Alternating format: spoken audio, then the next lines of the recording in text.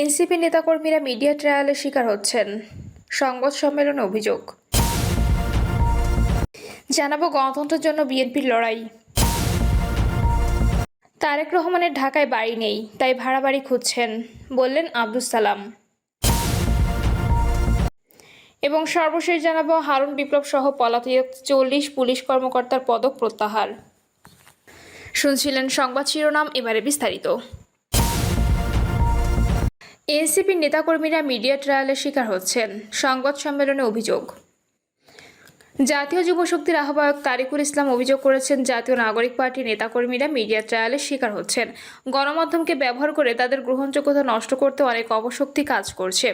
জাতীয় যুবশক্তি এনসিপির যুব সংগঠন রাজধানীর বাংলা মোটরে আয়োজিত সংবাদ সম্মেলনে সংগঠনটির আহ্বায়ক আরও বলেন, আমরা দেখতে পাচ্ছি যে এনসিপি সম্পর্কিত যখনই কিছু একটা আসছে সেটা খবরের পাতায় 7 দিন ধরে থাকে, কিন্তু এমনটা অন্যদের ক্ষেত্রে দেখতে পাচ্ছি না। গুরুতর অনেক কিছু হয়ে যাচ্ছে, কিন্তু সেগুলো মিডিয়ায় আসছে না। তরুকুল ইসলাম বলেন, কক্সবাজারে একটা ইস্যু সামনে এনে সেখানে মিথ্যাচার করা হলো। বাংলাদেশের মূলধারার সংবাদ মাধ্যম প্রচার করা হলো যে সেখানে একজন সাবেক মার্কিন রাষ্ট্রদূতের সঙ্গে এনসিপি নেতারা আছেন, তাদের বৈঠক হয়েছে বলে প্রচার করা হলো। অনেকে এটা বিশ্বাসও করেছেন। এটা একটি ভিন্ন বার্তা দেয়, অবিশ্বাসের জন্ম দেয়।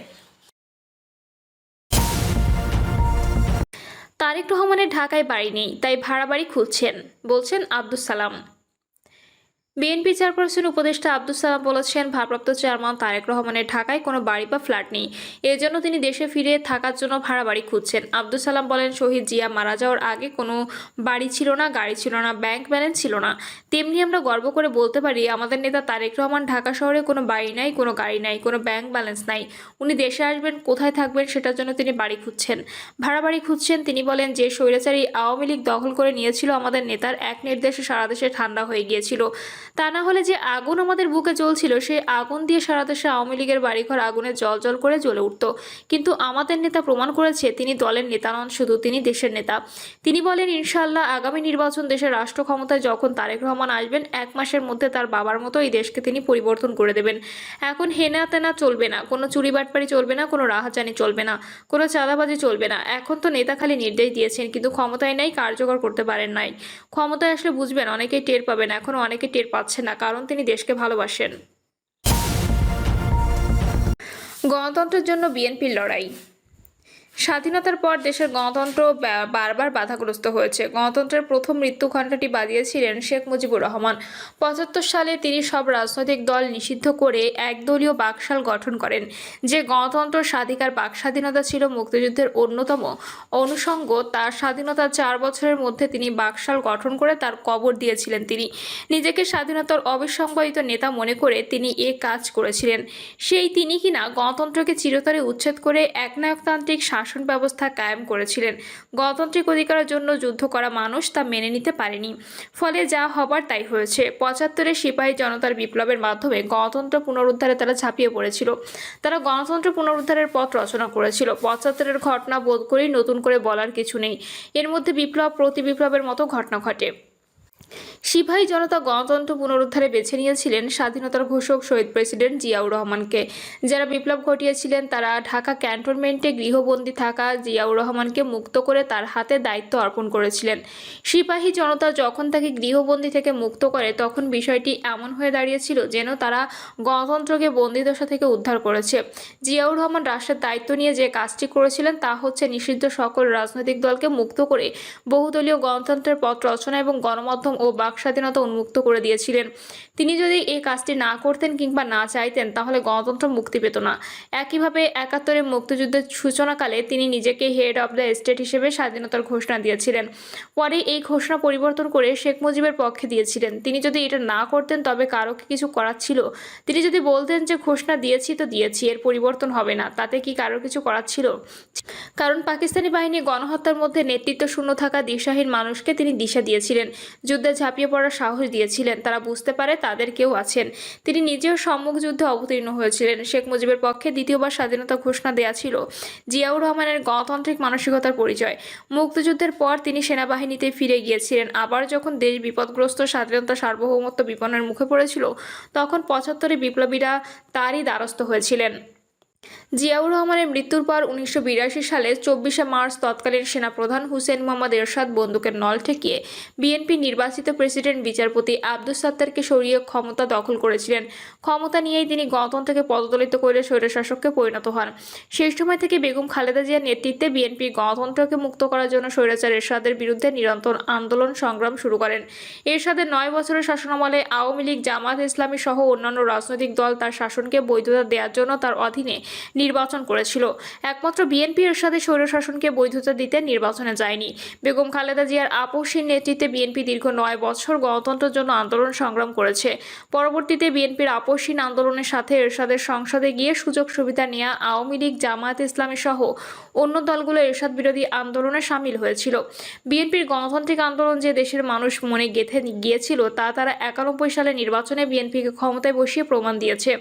5 বছর গণতান্ত্রিক শাসন ব্যবস্থা শেষে 96 সালের নির্বাচনে বিএনপি হেরে যায়।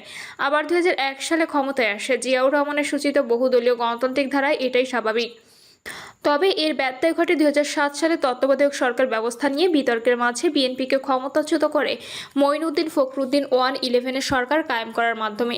এই সরকারের প্রধান পৃষ্ঠপোষক ছিল আওয়ামী লীগ। বলা বাহুল্য, আওয়ামী লীগ বরাবরই স্বৈরশাসনের সমর্থক ছিল। বিএনপিকে এরশাদ জোর করে ক্ষমতাচ্যুত করে ক্ষমতা নিয়ে শেখ হাসিনা মন্তব্য করেছিলেন, আই অ্যাম নট আনহ্যাপি। তেমনি সেনা সমর্থিত 1-11 সরকার ক্ষমতা নেওয়াকে স্বাগত জানিয়ে বলেছিলেন, এ সরকার আমাদের আন্দোলনের ফসল। 1-11 সরকার যখন ক্ষমতায় জেকে বসেছিল তখন আবারও বিএনপিকে গণতন্ত্র উদ্ধারে আন্দোলন করতে হয়। বেগম খালেদা জিয়ার আপসীর নেতৃত্বে গণতান্ত্রিক আন্দোলন চলমান থাকে। হাসিনা স্বাগত জানানো 1-11 সরকারই যে সময় -2 ফর্মুলা বাস্তবায়নের কাজ শুরু করে। শেখ হাসিনা যখন লন্ডনে গিয়েছিলেন তখন সরকার তাকে দেশে ফিরতে দিতে চাইছিল না। বেগম খালেদা জিয়া দৃঢ়তার সাথে বলেছিলেন তাকে দেশে ফিরতে দিতে হবে। তাই এই দৃঢ় অবস্থানের কারণে শেখ হাসিনা দেশে ফিরতে পেরেছিলেন। সেই সময় পত্রপত্রিকায় এ নিয়ে ব্যাপক প্রতিবেদন প্রকাশিত হয়েছিল। বেগম খালেদা জিয়ার দৃঢ় অবস্থানের কারণে 1-11 সরকারের -2 ফর্মুলা ভেস্তে যায়। তবে বিএনপিকে মাইনাস করার ষড়যন্ত্র থেমে থাকেনি। 2008 সালে 29শে ডিসেম্বর যে নির্বাচন হয় তা যে ছিল বিএনপিকে মাইনাস করার জন্য শেখ হাসিনা ও 1-11 সরকারের সমঝোতা ও আদালতের নির্বাচন, তা এখন রাজনৈতিক বিশ্লেষকরা বলতে শুরু করেছেন। বিএনপিকে ক্ষমতায় আসতে দেয়া যাবে না বলে সে সময় আসন ভাগাভাগি নীল নকশার কথা শুনেছিলাম। বিষয়টি ছিল এমন, আওয়ামী লীগের ক্ষমতায় আনতে হবে, তবে বিএনপিকে কয়টি সিট দেওয়া হবে তা হিসাব নিকাশ করতে হবে। সে সময় সরকারের সাথে ঘনিষ্ঠ কয়েকজনের সাথে আমার কথা হয়েছিল। তাদের কথা অনুযায়ী 1-11 সরকার শুরুতে সিদ্ধান্ত নিয়েছিল আওয়ামী লীগকে 151টি সিট দেওয়া হবে যাতে সে তার মিত্র দলগুলোর সাথে জোট করে ক্ষমতায় যেতে পারে। অন্যদিকে বিএনপিকে দেওয়া হবে 120টি। নির্বাচনের 4-5 দিন আগে এই হিসাবও বদলে যায়। সিদ্ধান্ত থেকে সরে আসে বিএনপিকে 37টি আসন দেওয়ার সিদ্ধান্ত হয়। নির্বাচনের পর দেখা গেল আওয়ামী লীগ পেয়েছে 230টি এবং বিএনপি পেয়েছে 30টি আসন। তখন বুঝতে অসুবিধা হয়নি আওয়ামী লীগ এবং 1-11 সরকার বিএনপিকে কিভাবে মাইনাস করার পরিকল্পনা করেছে। শেখ হাসিনা ক্ষমতায় এসে কী করেছে তা নতুন করে বলার কিছু নেই। তবে গণতন্ত্র স্বাধীনতার জন্য বিএনপির আজন্ম যে সংগ্রাম তা থামেনি। গণতন্ত্রের উত্তরণ, অবনমন, বন্দিত্বের আন্দোলন থেকে কখনোই দলটি সরে যায়নি।